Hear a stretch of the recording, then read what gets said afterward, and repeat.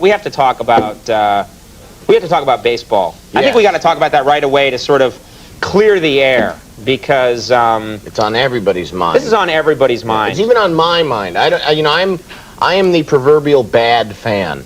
I'm not a good fan. I only care when it's the playoffs. Right. They might as well just have the playoffs for me. Right. And then just not do anything the rest of the season. But when the playoffs come, Andy does put away his butterfly collection. That's right. And check out what's going on TV. Mm-hmm. And you're like, interesting. If only there could be butterfly playoffs. Oh, well. Oh, Simon, you do the best you can. Yes. No, it's, what happened last night was pretty incredible. Of course, I'm talking about the Mets. We have to talk about this. No, we don't need to all register our different beliefs. Boo yay! Boo yay!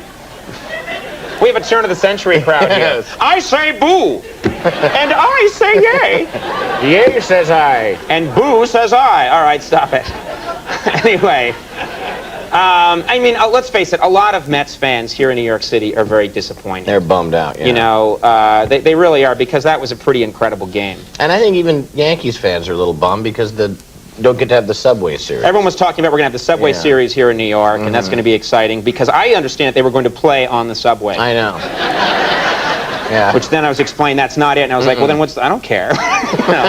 Big deal. But anyway, a lot of people are upset here in New York. They're very disappointed. But think about it this way. At least New York has a team in the World Series. Isn't that the way to look at it? They at least have a team in New York City. Now, I'm going somewhere with this. What about poor Boston? The Red Sox lost to the Yankees the other night, and now it has been 81 years since the Red Sox won a world championship. Now, I am from Massachusetts. I'm from the city of Boston. I grew up there, and so I thought it might be nice, since I host this show, to use my power to try and make the people of Boston feel a little better with a small segment here at the top of the show we're going to call Cheer Up, Boston. Very noble. This is nice. First of all, Boston, cheer up. You may not have the winningest athletes of all time, but you've always had some of the best looking athletes around.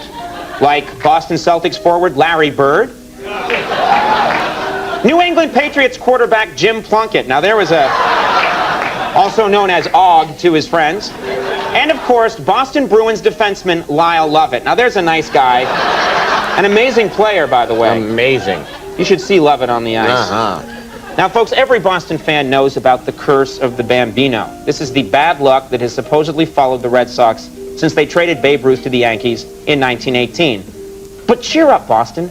The Yankees have suffered from their own curse since that time. The curse of Al Lindenhurst.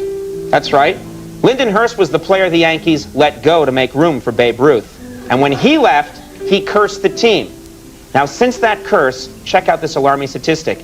The Yankees have only won 24 World Series out of a possible 81.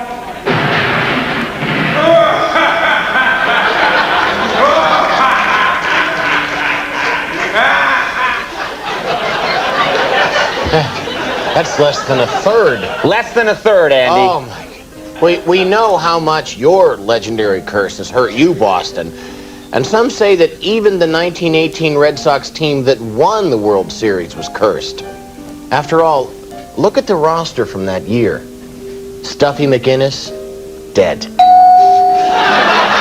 Dave Sheen, dead. Harry Hooper, dead. Babe Ruth, dead. And then pretty much everybody else, dead. Pretty much all died.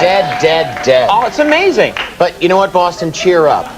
While most of that team might be dead, we found the one surviving member. And we're having him come here tonight, 104-year-old Jake Medford.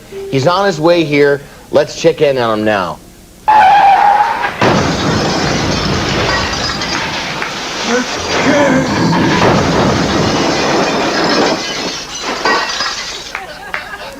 Backing up on the way here. Sorry.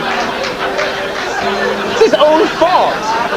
Now remember, Boston, even though the Red Sox have a long tradition of letting you down, sometimes that has led to great things. Take a look at this scene from 1773, when an error by Elijah Red Stockings changed the course of history. Here, Elijah Red Stocking, catch this bag of tea. Whoa, whoa! I can't believe I dropped that thing. Well, we might as well throw all the tea in the harbor now and start ourselves a revolution!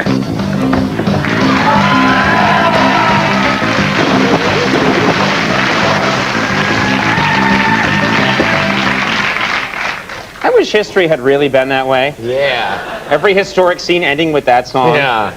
Oh well. Finally, you gotta cheer up, Boston. You really do. Just because you lost to the Yankees, at least you don't have to face the man who relentlessly taunted New York City over the past few weeks. The Atlanta Braves' obnoxious relief pitcher, John Rocker.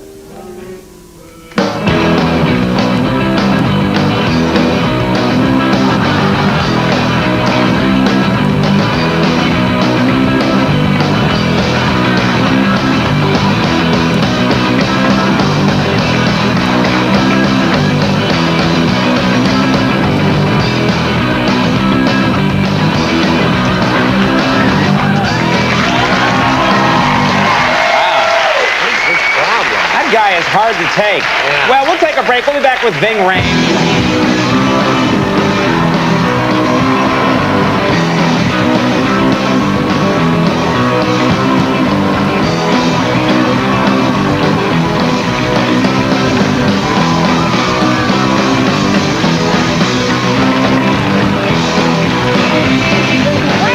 Right here. I'm so sorry. We'll take a break. We'll be right back.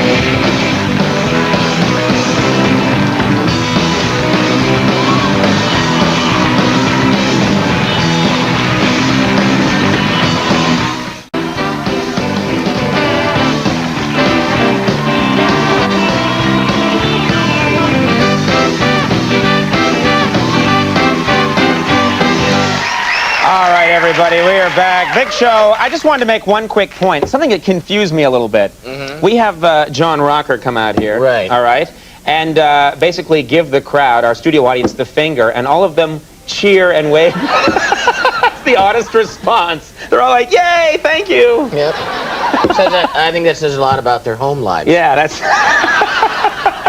I love you. It'd be funny if that just became the way people responded to that. Hey, buddy, and give someone the finger, and they're like, hi. If you want to really show someone you love them, give them the finger. Flip all right. the bird.